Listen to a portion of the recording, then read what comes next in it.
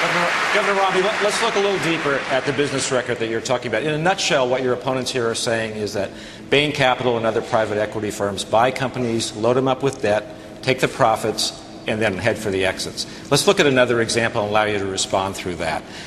American Patent Paper is a company that Bain Capital bought with $5 million. It took on more debt to expand, couldn't pay back the loans, went bankrupt, and several hundred people lost their jobs.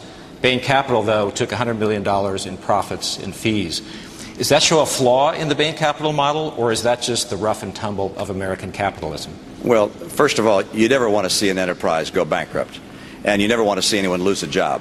At the time I was at Bain Capital, the business was still going and didn't go bankrupt. What the company did is they had one paper company, and then they bought another one down the road, and they said we don't need to have, in an industry that's shrinking, two different plants making the same product, so let's consolidate the two plants together. And all the people in the plant that was closed were offered jobs in the new plant. Now, they were union workers. They didn't all want that non-union plant work rule setting. But ultimately, do I believe that free enterprise works, and that private equity and the various features of our economy work to actually improve our economy, to make America more productive with higher incomes and a brighter future? Absolutely. This is a major part of our economy, has been for a long time. Free enterprise, with all of its different dimensions and players, makes America the strongest economic nation in the world. The GDP per capita in this country, income per capita in this country, is about 50% higher than the average in Europe. Every time we invested, we tried to grow an enterprise, to add jobs, to make it more successful. And I know that people are going to come after me. I know President Obama is going to come after me. But the record is pretty darn good.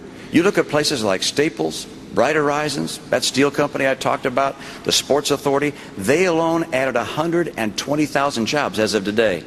And those kinds of experiences are the kinds of things that allow me to know what it takes to get this economy working and to put people back to work. We've got a president in office 3 years, and he does not have a jobs plan yet.